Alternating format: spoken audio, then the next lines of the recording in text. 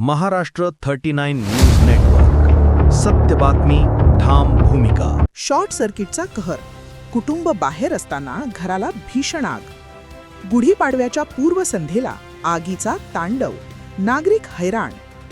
शहरातील सोनारखुंट परिसरात बुधवारी रात्री एक धक्कादायक घटना घडली. कुटुंब जेवणासाठी बाहेर गेले असताना घरात अचानक शॉर्ट सर्किट होऊन भीषण आग लागल्याने परिसरात खळबळ उडाली. भरत ज्वेलर्स म्हणून ओळखले जाणारे भरत सोनार यांच्या घराला लागलेल्या या आगीत मोठ्या प्रमाणावर नुकसान झाल्याची भीती व्यक्त केली जात आहे. मिळालेल्या माहितीनुसार भरत सोनार हे कुटुंबासह रात्री बाहेर गेले होते.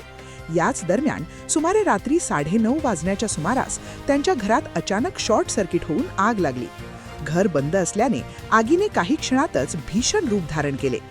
घटनेची माहिती मिळताच अग्निशमन दलाचा बंब तात्काळ घटनास्थळी दाखल झाला. जवानांनी जीवाची पर्वा न करता आगीवर नियंत्रण मिळवण्यासाठी शर्थीचे प्रयत्न सुरू केले.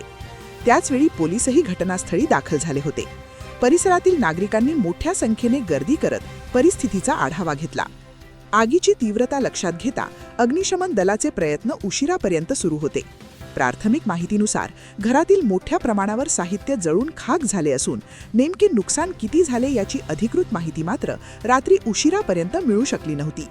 या घटनेमुळे सोनारखुंट परिसरात भीतीचे वातावरण निर्माण झाले असून नागरिकांमध्ये चिंतेची लाट पसरली आहे. महाराष्ट्र 39 न्यूज नेटवर्कसाठी अभय पाटील, नंदुरबार.